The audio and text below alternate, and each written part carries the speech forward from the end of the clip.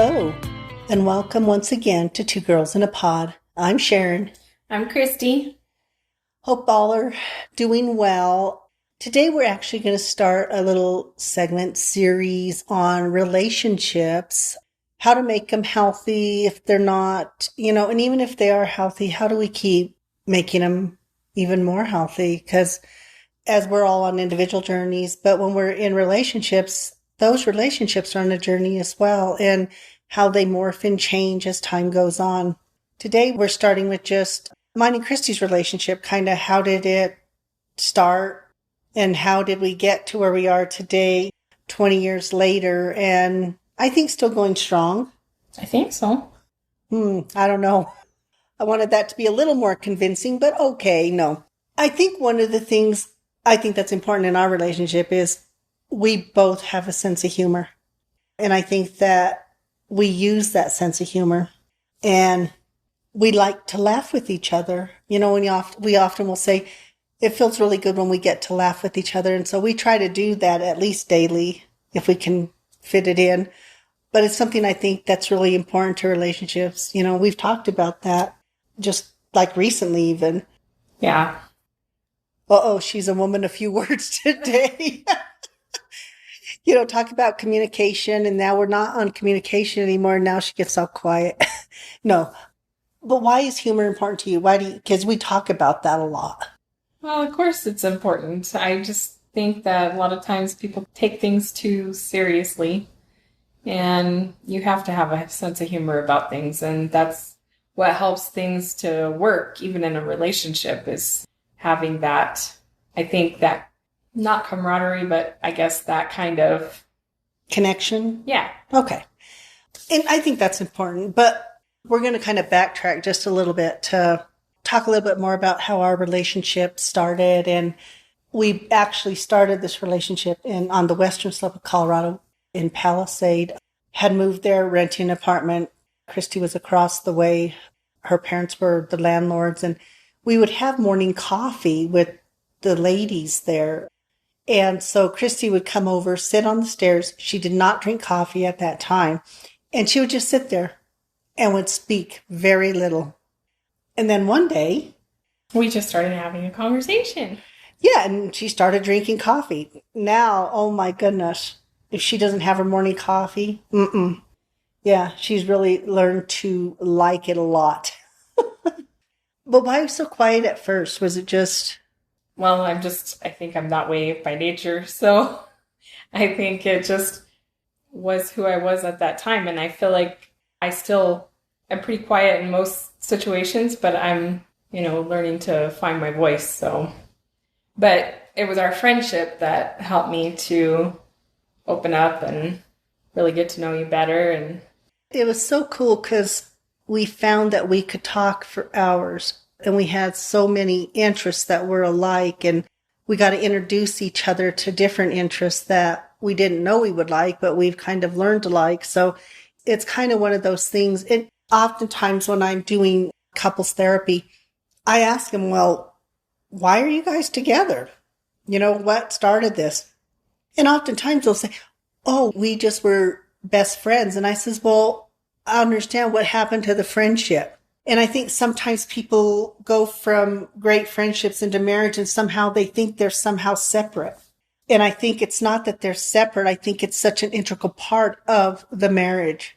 Yeah, I think a lot of people forget how they started out with that friendship. When a relationship starts that way, I think that's one of the best bases for a relationship. I mean, when you start off as friends like that, it becomes so much easier to confide and to just share. And when you start with that, I think that it really helps the relationship even on down the road. Well, I agree, because I don't think it stops. And, one of the things is that when I'm doing therapy, I'll ask people, would you ever treat your best friend the way you just treated your spouse or your child or that? And they'll be there like, no. Well, that's why we should be marrying our best friends. And that's why our kids should be our friends to some degree, because we have the separation in our head that somehow those people, we're not going to treat those people badly, but we will do things to the people we love. And if you're married to your best friend and you wouldn't do that to your best friend, then you're definitely not going to do that to the person that you're married to. And, I'm using the term marriage, but it can be partnerships, whatever anybody uses in that terminology. I'm not just saying, because we're definitely not the traditional marriage. So we're not talking about traditional in that way. We're talking about marriage, or we're talking about committed relationships.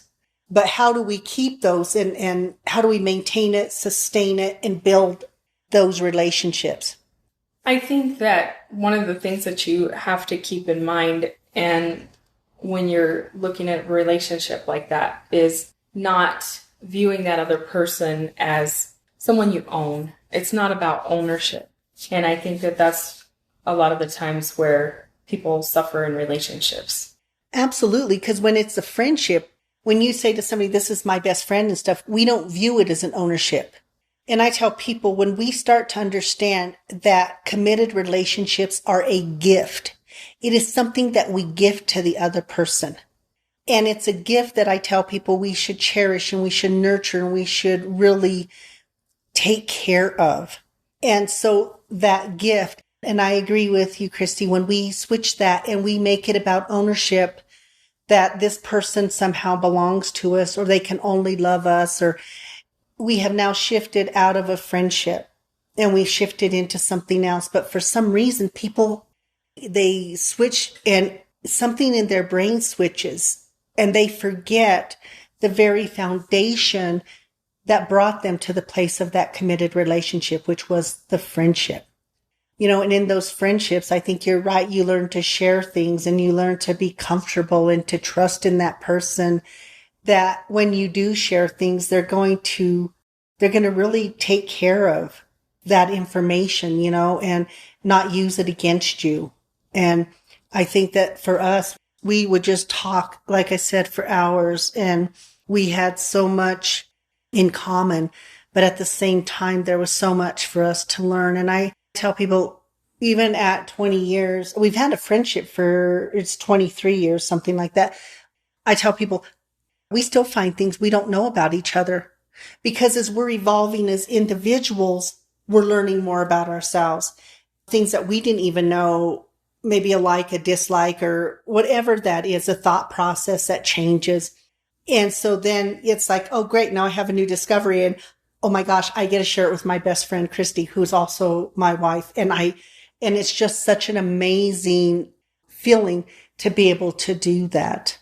Well, it's always interesting to watch that other person grow. And it's really an honor to be a part of that, I think. If that person, really holds that space in your life, you're excited to get to see their evolution as well. And I think that as you go along, there are so many things that you get to explore together. We have talked about how that we have gone and visited different places that maybe we've been individually to by ourselves, prior to knowing each other, but we go back to those places together to experience it together, because it's a different experience than when we went on our own, wherever it's at. I think that it's really cool to be able to experience it with that other person. And that's what it becomes about, is having that experience. Well, I think a good example of that was our trip to Yellowstone, because I had been there and there was something about Yellowstone I just really loved. I love the outdoor. I love the outdoors anyway. And I think that if I had introduced this to you even 5 years ago or 10 years ago, it wouldn't have had the same feel to it that when we went now. You were in such a different place as well. Definitely, because, growing up, I was not a hiker or anything like that. I didn't really get outdoors in that.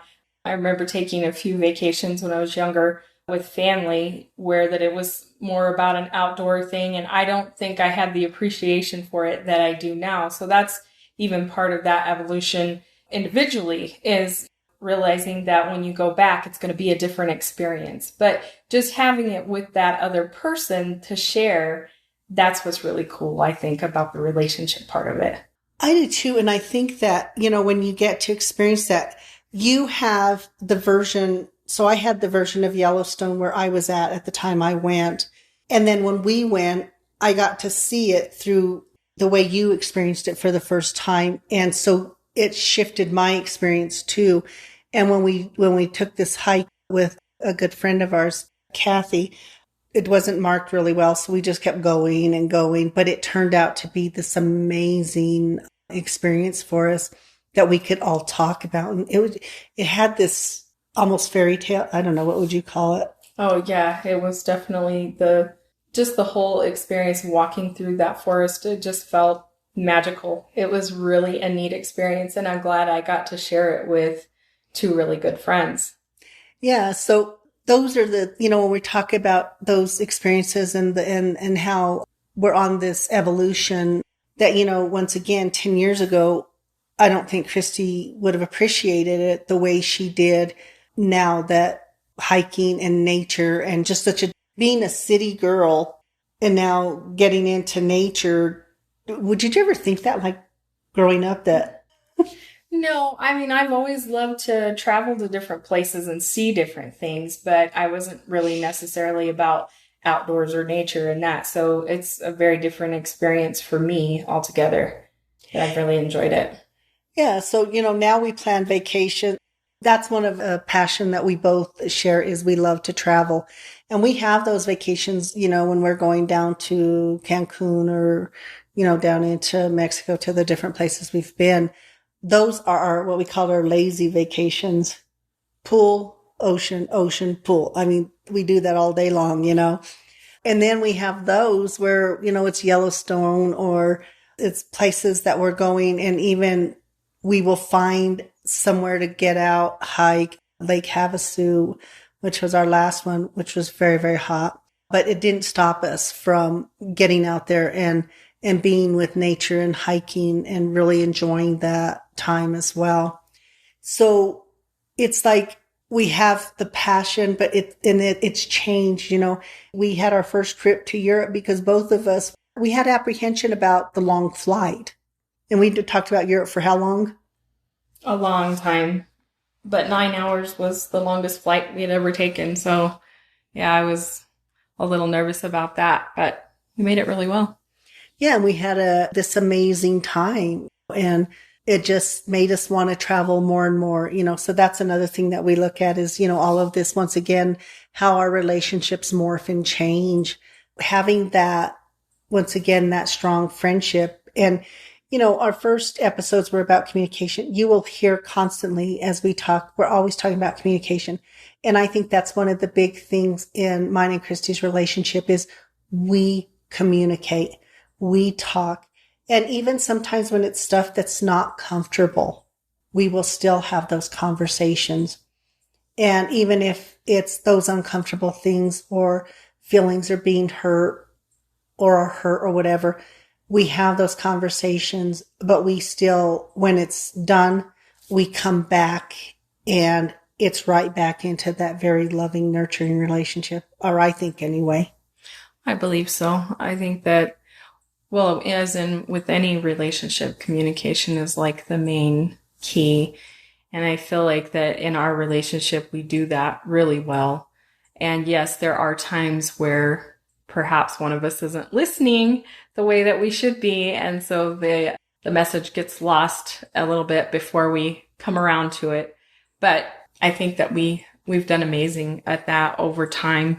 Yeah, I think that early on it was, but by nature, you and I are not big confrontational argument. We're not really big on that.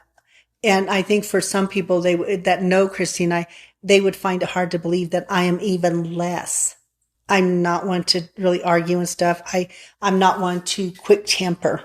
And that's something that you've worked on is kind of through meditation and stuff like that. You've changed so much. It's just unbelievable. Yeah, I think that I stayed quiet for a really long time. And I think that in doing that, it built up a lot in me. So I was quick to anger a lot of times.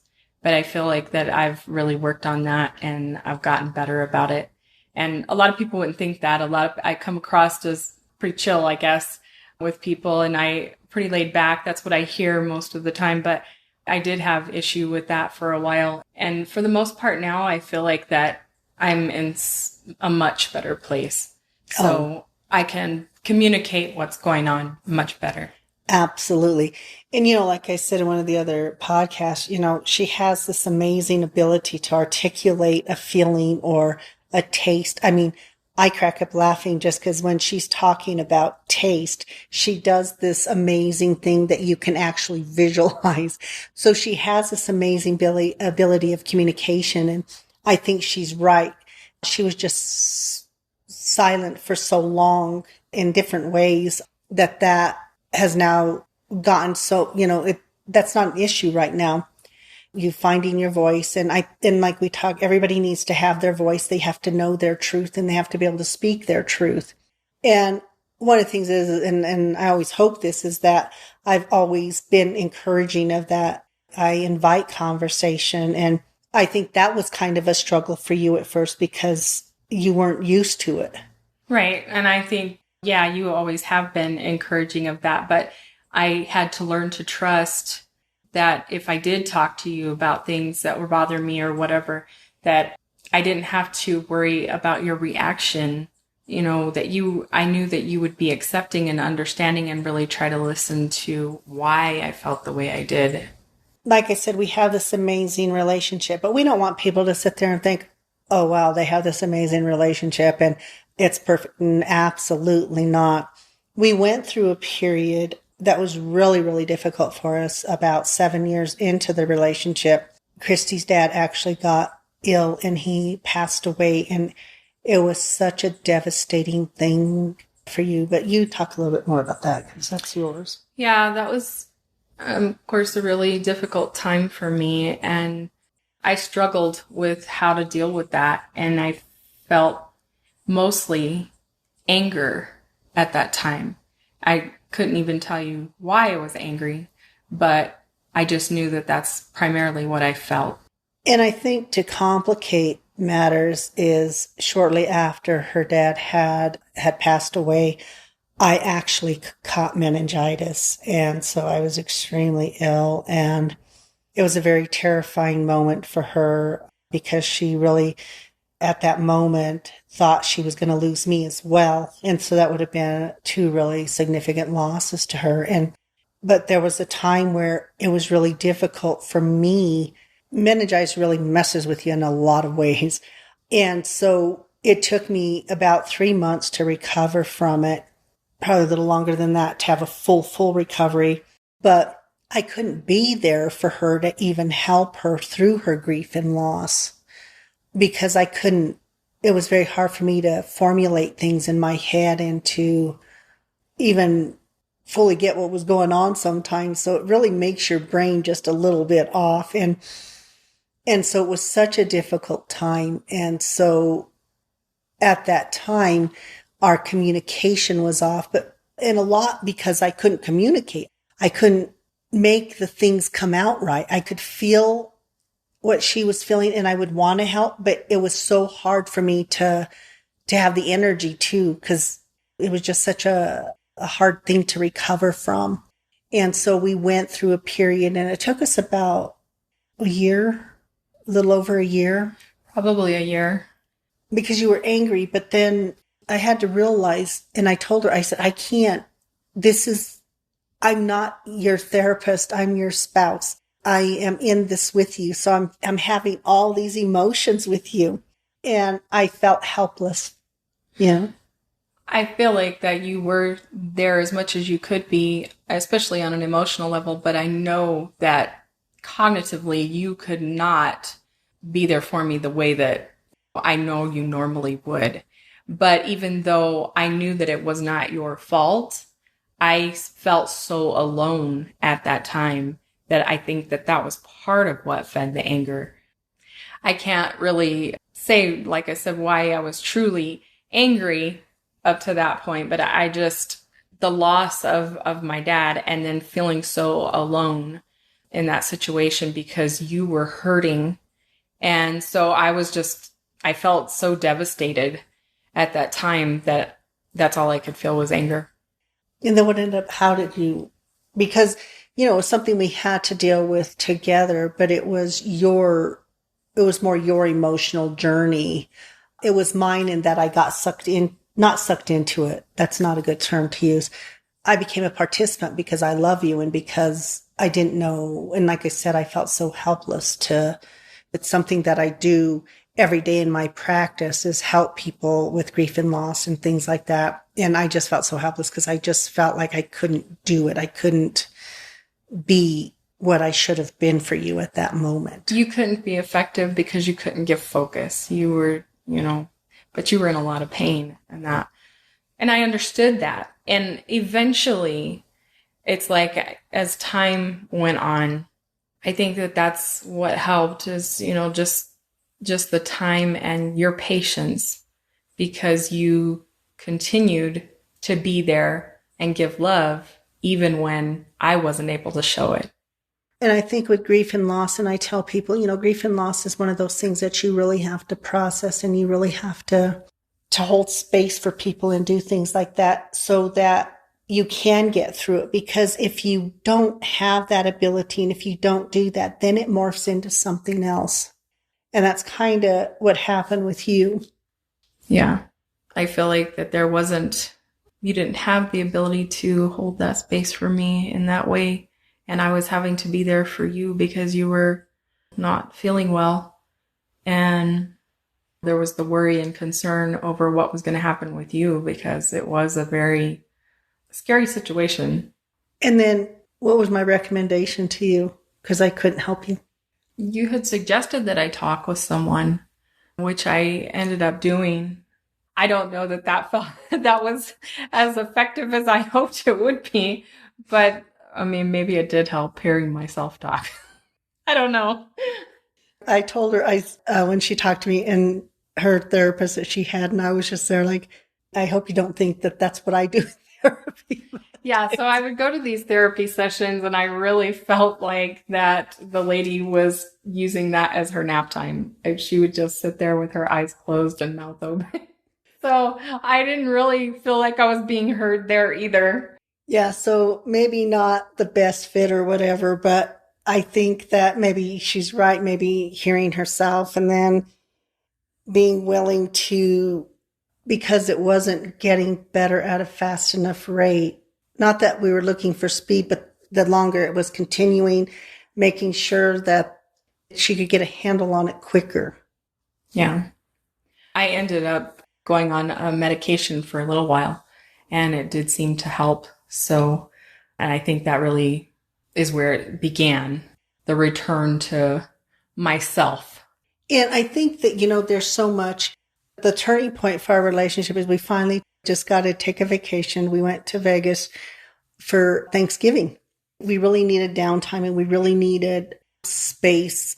We love our family dearly, but it was about, we were so much going through all of this turmoil and stuff within our relationship.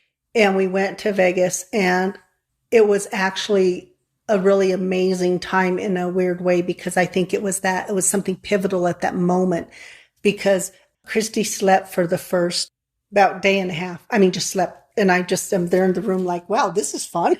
I just felt so extremely exhausted. And I think it was like just an emotional dump that I couldn't function. So here we are in Vegas, one of the most exciting places to be hanging out. And yeah, I was just asleep for, like you said, the first day and a half. That's all I could do.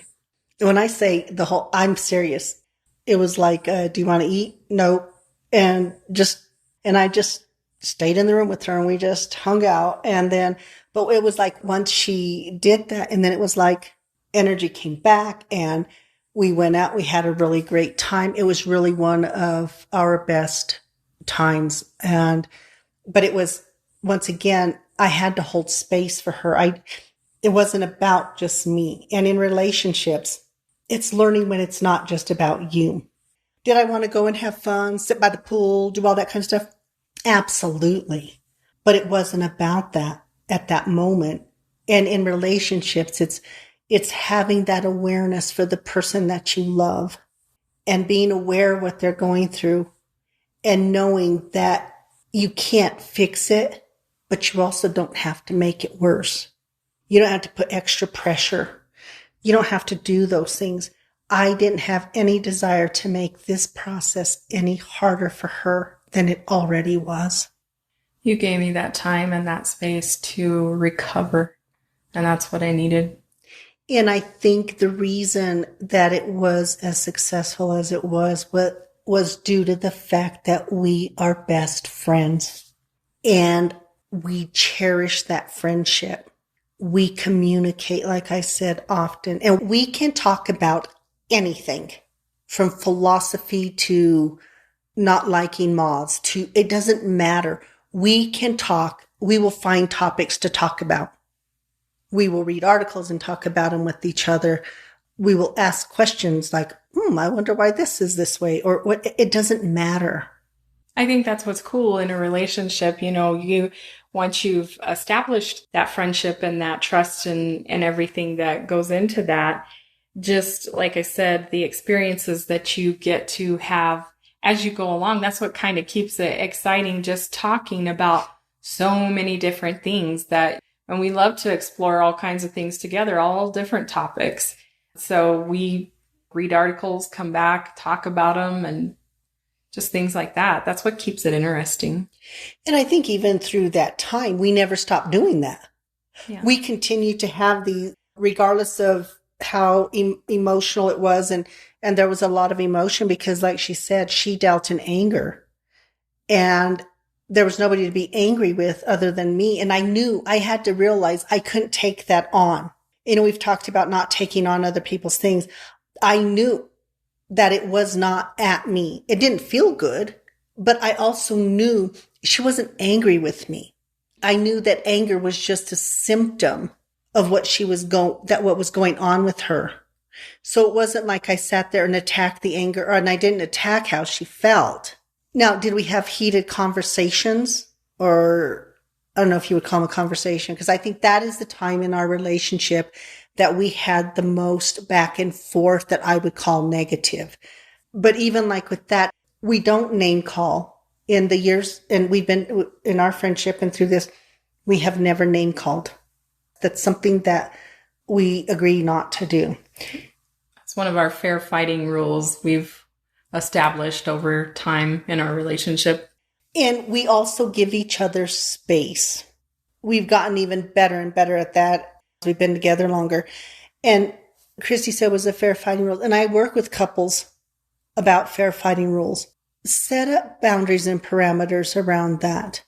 Set up fair fighting rules. Our last one was about boundaries. While this is a huge boundary in relationships, there are certain things that are unacceptable. For us, it's name calling. We do not name call. And even when I talk with my clients about this, what do you mean fair fighting? It sounds like an oxymoron. But the thing is it's not. It means that if I'm going to fight, let's have some fairness to it. And ours, like I said, is that thing of not name calling. We do our best not to get in each other's bubble when we're upset. We don't do aggression like that. And the reason why is because then you have to go back and you got to fix that, and it just doesn't feel good. So we just don't do it. But in relationships, fair fighting rules, super important. Sitting down. If there is something that is just one of those things that's a hard no for you, a word used, whatever it is, have that voice, set that down, and then work on honoring that. Because it's one thing to set the rule, but it's another thing to have that conscious awareness and to do it with intention to keep those rules. Has that been hard for you? No, I don't feel like it. I feel like that we have enough respect for each other that we're able to abide by those boundaries that each other has. And even when Christy was at her most angry, there was still no name calling and stuff.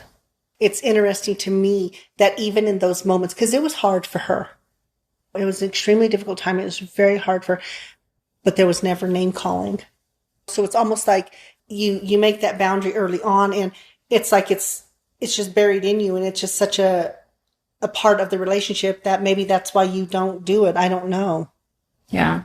Well, you have to prioritize in relationships, and you have to understand where that person is coming from. Having empathy is a huge thing, I think, in any relationship, but just knowing that that's a hard no for you, especially. I mean, it is for me too, but I feel like that even at my angriest, I still honored that. And I don't know, it's just, I guess that's something that once you set that in your mind and you stick to it, then it's important to you to stick to it for yourself and for that other person. I agree. And I think what was interesting, it was kind of after that time period, we started this evolution. And I think that's kind of what jump-started for us, this journey we've been on, for really focusing on that strong mental health, physical health, our spiritual health. That was kind of a pivotal moment for us, and then both being unemployed, we had time. So that was another thing. We used that downtime it took us a minute. We had to adjust to that too. It was a very hard time for us. Very grateful for our parents and for our neighbor who was just phenomenal through that time. But instead of sitting and wallowing in all of that, we actually, once again, communicated, started walking, started talking. I really feel like we came together during that time. A lot of times I, see that it seems like couples end up squabbling when there's like financial stressors and things like that. I am so grateful that during that time, I feel like that we used it just to be closer together and really unite, to look forward to what was going to change, because we knew that was a temporary moment. But I feel like that we used the time to the best of our ability. And yes, we started walking at that time and just spending time talking about our goals and how things were going to change. And it really actually brought us together. And I'm really grateful for that. And I think sometimes we do have those pivotal moments. And I think that you're right. A lot of times what people do is that's a time that they shut down instead of talk, instead of communicate. And I think that's where the end starts for a lot of relationships, not understanding that that's when we do have to talk. Talk about if you're feeling insecure. Talk about the sadness. Talk about the anger. Talk about the hopes, the dreams, all of those things. And I think that's what we did. We talked a little bit about the negative piece of it, but then we just totally shifted it and said no, and really started to say, what is it that we want? What are those goals? What are we working towards? How do we get there? How do we do it in a way that we are doing it that's helping us to be healthy in all those areas that are important to us, and not doing harm to anybody else in our journey? And I think that, like I said, was such a pivotal time. And it's really been just this incredible time period since then. And the same thing, with last year with COVID, we had a lot of people, their relationships struggled and all that. We were once again the complete opposite. We were there like, oh my God, there's no gym to go to work out. So we bought workout equipment. We said we shift everything, and that's what we did. We didn't want to make it a totally negative thing, but we both had to be on board with it, I think. Yeah. I think that in any relationship, whether it be, intimate kind of relationship or whatever it is, the best thing that you can do as a person is give the best version of yourself, work on yourself, and in getting healthier and just all aspects, anything that you can work on to improve, you have more to offer to that other person. And I agree. And I think that what makes it even better is that, this is a journey that we do together.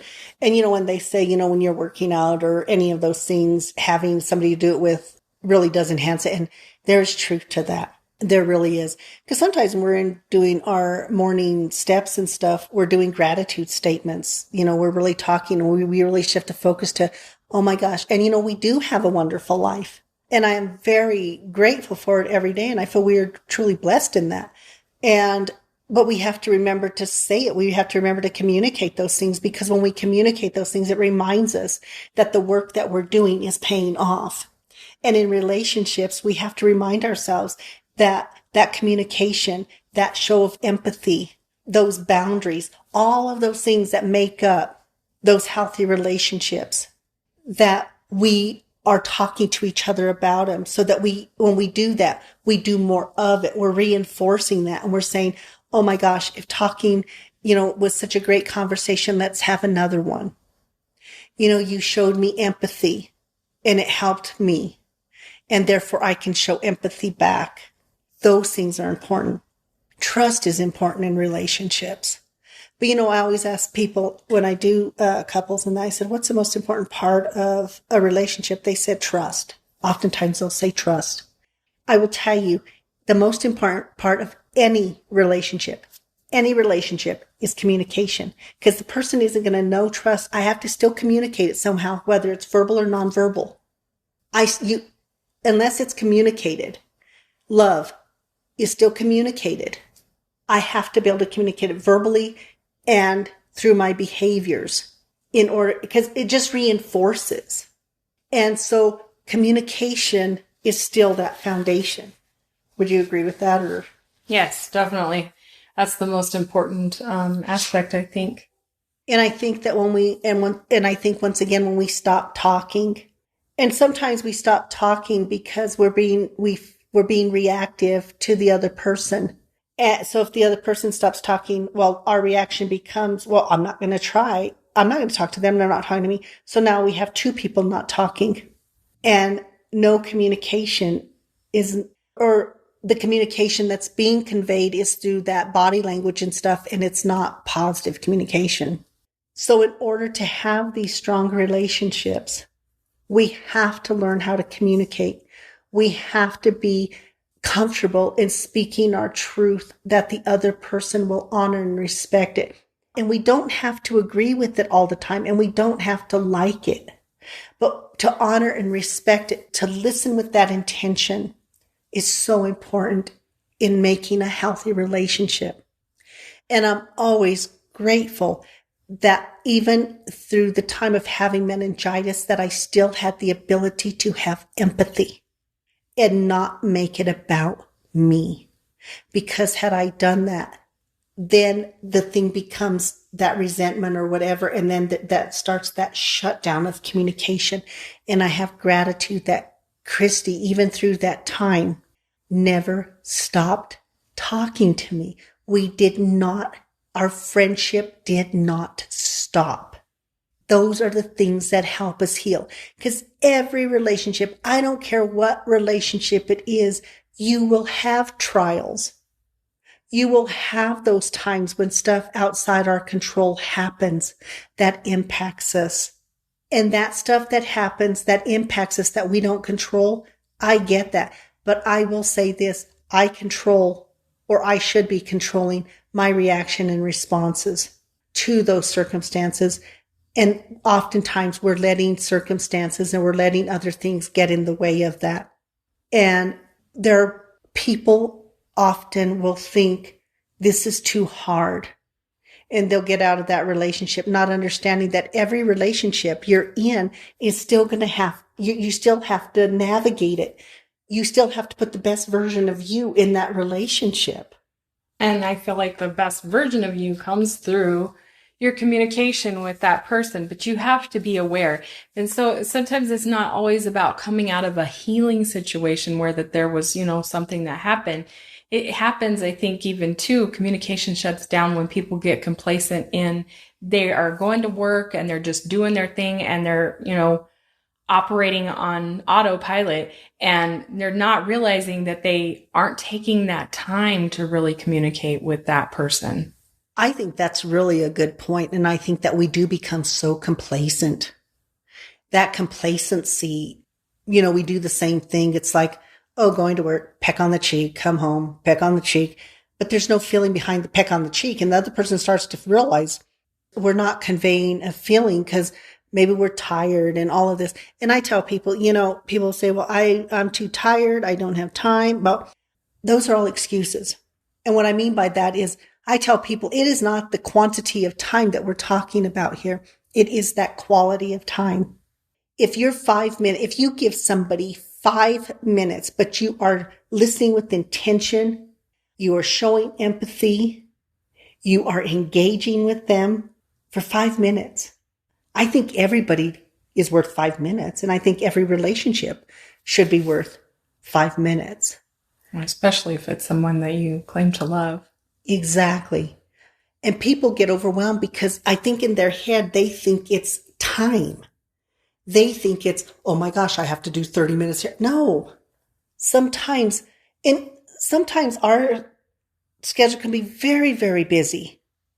And even though we work together, it doesn't mean we have that time together because we're actually working, And so we find that time in between, even if it's right before bed or in the morning when we're doing our morning workouts, we still find time in our morning coffee. We make the time because it's important for us to always be talking, communicating. And it doesn't matter what we're talking about. It's that I think the bigger thing is that I know when I'm talking to Christy, she's listening most of the time. Depends on the topic. And I feel like I listen to her depending on the topic. No, we do our best in that. But can we get better? Absolutely. There's always room for improvement. But sometimes it's just acknowledging what that other person's going through. Like you said, even just taking 5 minutes. Maybe they're all in their heads struggling with something over something at work or that, but they don't communicate it. But even if you guys, take that 5 minutes to talk about it and find out what's going on with that person, then I feel like that it can really pay off. And so, as we're wrapping up today, we just wanted to share a little bit of our story so that when we're talking about relationships, we don't want anybody to think that we have this perfect, because there's no such thing as perfect. We're constantly evolving in it. And sometimes we screw up and, we have to go back and start again, so to speak. But that we get the opportunity to do that and that we both agree that we're on this journey together and we embrace the changes and we embrace learning new things. And those things are important in relationships. So the takeaways for today, I think, are when it's your best friend that you're married to, nurture that relationship, take care of it like you would your other friendships. And if you're not, then we've got this backwards. We're not doing what we should be in our relationship. Communicate, keep your voice, talk about things, even things that you might not think are relevant. They still matter. Explore different things with each other. Learn what somebody else's hobby is. Take an interest in it. It may not be your cup of tea, but at least listen with intention. Set those fair fighting boundaries. If it's something that just really doesn't work for you, set that boundary and then do your best to honor and respect it. And remember, relationships are gifts. They are not ownership. Treat it like a gift. Take care of it. Yeah, and in taking care of yourself, you can take better care of your relationship. So we are so happy that you joined us today. We're going to continue with relationships. So we're going to talk about different types of relationship, parent-child relationships. How do we make relationships work, whether it's that in our work environment, whether it's our friendships, our family, our friends, relationships in general, and how do we nurture those and set up the parameters we have to with them. But how do we truly enjoy them and just have gratitude for them and work at making them stronger and better? So until next time, be well, be kind, and treat each other in these relationships with the kindness that they deserve. Goodbye. Bye.